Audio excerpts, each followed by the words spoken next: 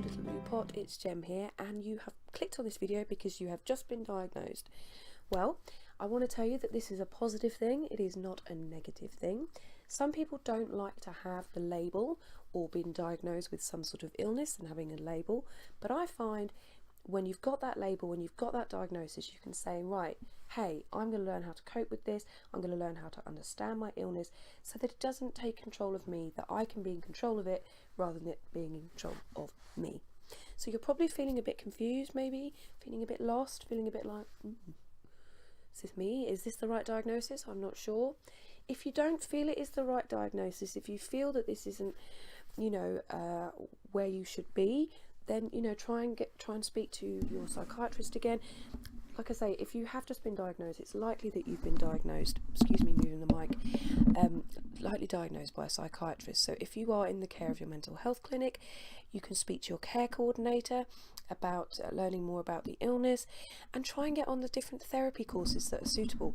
I personally think CBT is great for all mental illness, but if you have just been diagnosed with bipolar or something like that, there are therapies for bipolar, there are therapies for personality disorders, therapies for PTSD, all of those things.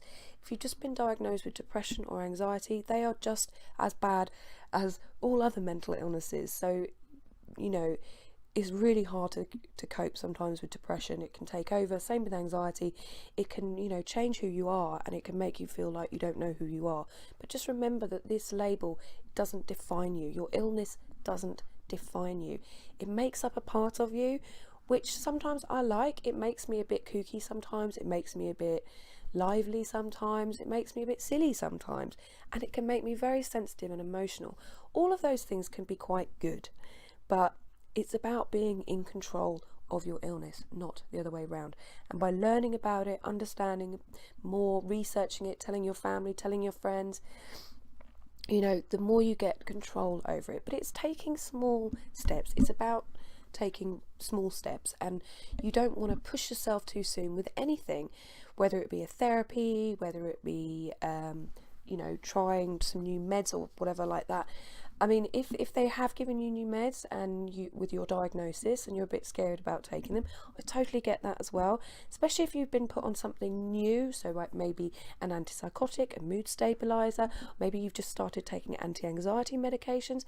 Make sure you do some research behind those, not necessarily the side effects, because we can Google side effects of all sorts of things and it doesn't really do us any justice. But do sort of think about make sure when you're taking them that you kind of know why you're taking them. Don't sort of think, okay, I'll just take them because the doctor told me to take them. Sort of take ownership of it as well. Taking ownership of your illness, taking ownership of understanding your illness will really, really help you to have a better life living alongside your illness and coping with it. If you learn new coping mechanisms through a therapy course, that can be really, really beneficial, because like I say, you're in control of your illness and not the other way around. So you may be feeling lost and confused. I hope you're feeling a little less lost and confused. But what else can you do? Go online, find out about it, speak to your psychiatrist again if you're not sure. Maybe you're kind of not sure about the diagnosis or you want more information. Then either speak to your psychiatrist or maybe your care coordinator if you're in the care of your mental health clinic. I would say GPs can be good, but they're not specialised in mental illness medication.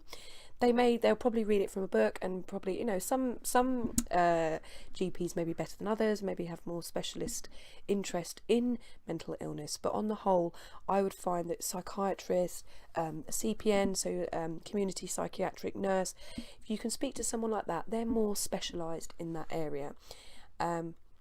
And you can even kind of go onto different websites. Mind.org is fantastic, and the Mental Health Foundation. Loads of information on both those sites about the different illnesses. And it doesn't, you can Google and we can scare ourselves and things like that. But actually, if you go to these websites, there's such a clear, concise way of explaining each illness without kind of shock tactics or anything like that.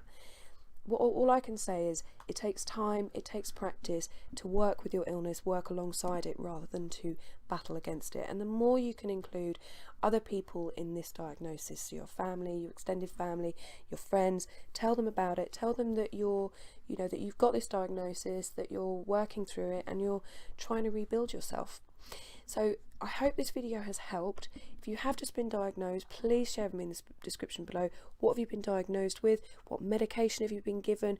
Sometimes starting new meds can be really scary, but again, if we have a headache, we take a paracetamol.